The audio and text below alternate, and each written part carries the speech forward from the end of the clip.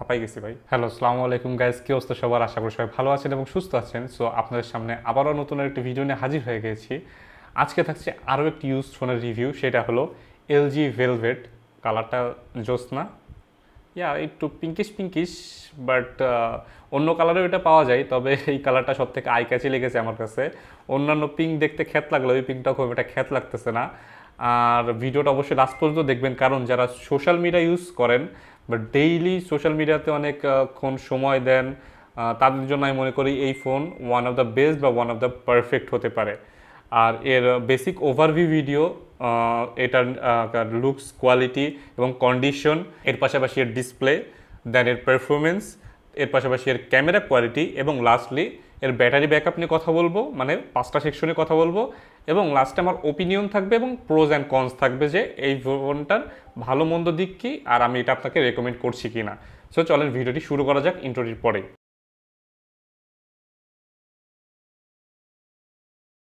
আমাদের আজকের এই ফোনটি প্রোভাইড করেছে Gadgetman Bangladesh. So thanks to them আমাদেরকে এইটা টেস্ট আউট করার জন্য, কারণ ইউজড ফোন নিয়ে খুব একটা কেউ রিভিউ বা কথাবার্তা বলতেছে না, সবাই ব্র্যান্ড ডিলস নিয়েই পড়ে আছে। সো এইটা কিন্তু এখন মার্কেটে অনেক হাইপ বা ইউজড ইন্টারন্যাশনাল প্রোডাক্টগুলো, এগুলো আপনাদের জন্য কেনা উপকারী হবে কি হবে না এই নিয়ে আমার ভিডিওটি সাজানো। আর যারা এগুলো ফোন দেখতে যাচ্ছেন বা কিনতে যাচ্ছেন, তারা গ্যাজেটম্যান বাংলাদেশে চলে যেতে পারেন বসুন্ধরা সিটির লেভেল 6-এর D66 দোকানে। তাদের কাছে গেলে সকল ধরনের প্রোডাক্ট পেয়ে যাবেন ভালো রেটে। এর পাশাপাশি তাদের রিপ্লেসমেন্ট ওয়ারেন্টি সাপোর্ট এবং সার্ভিস ওয়ারেন্টি সাপোর্ট তো থাকছেই। প্রথমে কথা বলা যাক এর ওভারঅল লুকস এবং কন্ডিশন, বা এটা কেমন কন্ডিশনে আছে। যেহেতু ইউজড ফোনের কন্ডিশনটা কিন্তু ম্যাটার করে। আর এগেন শুরুতে বলে রাখছি, ইউজড ফোন অবশ্যই চোখ কান নাক মুখ খুলে, যা যা পসিবল খুলে আপনারা চেক করে ফোনগুলো নেওয়ার চেষ্টা করবেন ওখানে থাকা অবস্থায়। সো ওভারঅল লুকসের দিক থেকে বলবো যে আমি যে ইউনিটটি করি one of the fresh unit, এবং তাদের বাকি ইউনিটগুলো আমি দেখেছিলাম, এলজি ভেলভেটের ইউনিটগুলো কিন্তু খুবই ফ্রেশ পেয়েছি আমি। আমার কাছে ওভারঅল খুব ভালো মনে হয়েছে, কোনো রিপেয়ার্ড বা এরকম কিছু আমি আমার চোখে পড়ে নাই আলহামদুলিল্লাহ। এর পাশাপাশি ওভারঅল লুকসটাও কিন্তু সুন্দর। I am not a big fan of pink colour, আমি পিঙ্ক কালার একদমই সহ্য করতে পারি না, বাট সামহাও এই পিঙ্কটা আমার কাছে ভালো লাগছে। এর পাশাপাশি কিন্তু অন্যান্য সাদা এবং অন্যান্য যে কালারগুলো আছে সেগুলোও কিন্তু অ্যাভেলেবেল পেয়ে যাবেন তাদের কাছে। সো ওভারঅল লুকস বা কন্ডিশনের ক্ষেত্রে আমি বলবো যে লুকস তো এইটা টপ নচ, লম্বাটে একটা ডিভাইস, হ্যান্ড ফিলটা খুব ভালো লম্বা হওয়ার কারণে। এবং ওভারঅল লুকস এবং কন্ডিশন ইউজড হিসাবে আমি বলবো যে এটা ওয়ান অফ দ্য ফ্রেশ কন্ডিশনে বলা যায়। তবে হালকা পাতলা মাইনর স্ক্র্যাচেস বা স্মাজেস থাকতেই পারে, যেহেতু ইউজড ফোন, এটা নতুন না। আর ইউজড ফোন নতুন ইনটেকের মতো পাওয়া পসিবল না। এটা কিছু স্ক্র্যাচ বা দাগ বা এরকম কিছু থাকা খুবই স্বাভাবিক। যেমন চার্জিং পোর্টে চার্জ দিলে চার্জিং পোর্টের আশেপাশে দাগ থাকা স্বাভাবিক। এবং এটার আরেকটা মজার বিষয়, এখানে কিন্তু আপনারা 3.5 mm অডিও জ্যাক পেয়ে যাচ্ছেন। সো ওভারঅল যদি আপনি কোয়ালিটি এবং কন্ডিশনের কথা বলেন, এটাতে আমি মোর দ্যান স্যাটিসফাইড। এরপরে আসা যাক ডিসপ্লেতে। এর ডিসপ্লেটা কিন্তু পুরাই মাখন। এর ওভারঅল টাচ রেসপন্স, আমি একটু আগে বলতেছিলাম না, যারা সোশ্যাল মিডিয়া ইউজ করে বা মেসেজিং করে তাদের জন্য খুবই ভালো হবে। কারণ আমি যখন এই ফোনটাতে চ্যাট করেছি বা টাইপ করেছি, আমার টাইপিং এক্সপিরিয়েন্সটা অন্যরকম ছিল। আমার কাছে মনে হয়েছে যে এটা one of the best typing experience আমার ক্ষেত্রে। অন্যান্য ফোনেও বেটার টাইপিং এক্সপিরিয়েন্স পেয়েছি, তবে সেখানের তুলনায় আমার কাছে এই ফোনটাতে টাইপিং এক্সপিরিয়েন্সটা অনেক ভালো মনে হয়েছে। এবং ওয়ান হ্যান্ড ইউজিবিলিটি, মানে আমি এক হাত দিয়ে টাইপ করার চেষ্টা করি, সেই এক্সপিরিয়েন্সটা খুব ভালো লেগেছে। এবং ওভারঅল যেহেতু ফোনটা একটু লম্বাটে হওয়ার কারণে ফেসবুক স্ক্রোলিং বা ফেসবুকে যে বেশি একটু দেখা যায় এবং স্ক্রোল করাটাও খুব স্মুথ ছিল। আর টাচ রেসপন্সটা নিয়ে আমি কি বলবো, টাচ রেসপন্সটা আসলেই প্রচুর স্মুথ। আমি যদি আপনাকে আপনারা অন স্ক্রিনে দেখতে পারবেন, আমি যে ফেসবুকে যদি স্ক্রোল করি, টাচ রেসপন্সটা কিন্তু খুবই ভালো। এতে ব্যবহার করা হয়েছে 6.8 ইঞ্চেসের POLED ডিসপ্লে, যেটা ফুল এইচডি প্লাস এবং পিক্সেল ডেন্সিটি 395। সো ওভারঅল কিন্তু ন্যাচারাল স্পেক্সের হলেও এর টাচ রেসপন্সটা আমার কাছে খুবই ভালো লেগেছে। ওভারঅল স্ক্রোলিং বা স্মুথ ন্যাভিগেশন বা অ্যানিমেশনের ক্ষেত্রে আমি এটাকে অবশ্যই প্রায়োরিটিতে রাখবো। আর ডিসপ্লের colour accuracy, overall brightness indoor আউটডোরের জন্য যথেষ্ট পরিমাণ আমি মনে করি। যে কোনো সিচুয়েশনে আপনারা এটা ইউজ করতে পারবেন আরামসে।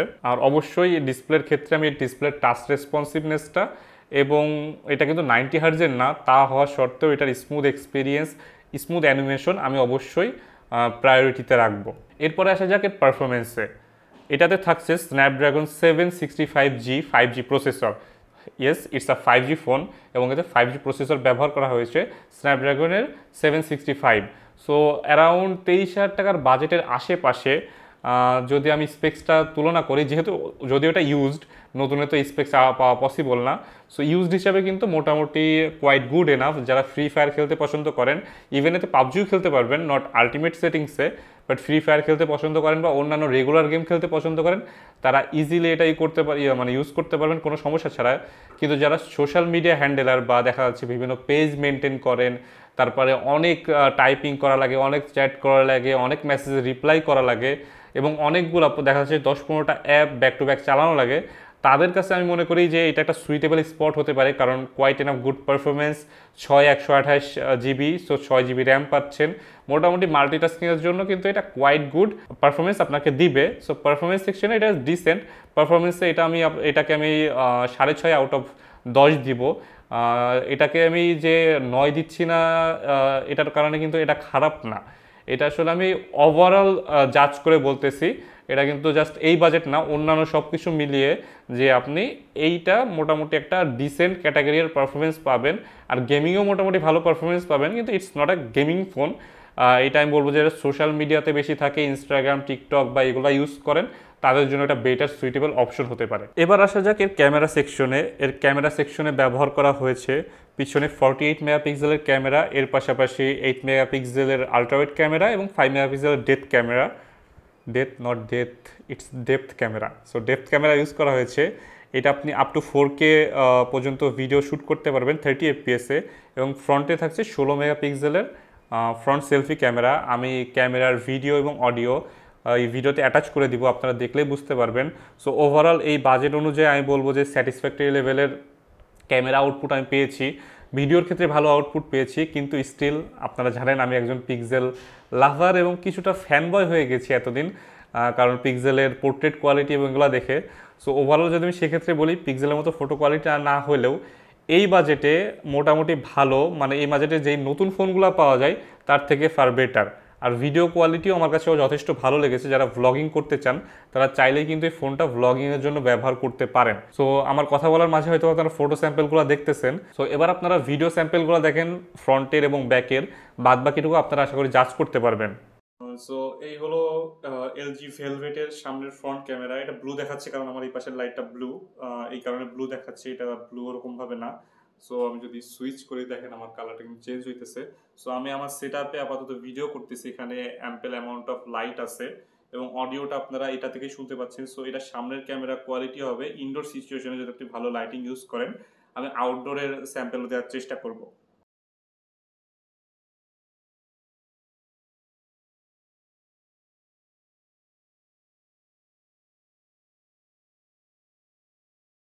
এর আগেও আমি একটা ইউজড ফোন রিভিউ করেছি, তার আগেও করেছি। সো ইউজড ফোনের ক্ষেত্রে একটা জিনিস আমি দেখতেছি যে মানুষ বাজেটে ক্যামেরা ফোন খুঁজে, কিন্তু আসলে নতুন ফোনগুলো বাজেটে খুব একটা ভালো ক্যামেরা অফার করতে পারে না।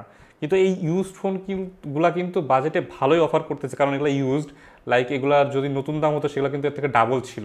তো সেই তুলনায় কিন্তু অর্ধেক দামে এই বাজেটে যার কারো যদি খুবই ক্যামেরা সেন্ট্রিক ফোন প্রয়োজন হয়ে থাকে, আর নতুন ফোনের ক্যামেরা বা এখনকার যেগুলো পাওয়া যায় সেগুলো ক্যামেরা যদি আপ টু দ্য মার্ক না হয়, তাদেরকে কিন্তু আমি এই ইউজ ফোনগুলো নিতে সাজেস্ট করব।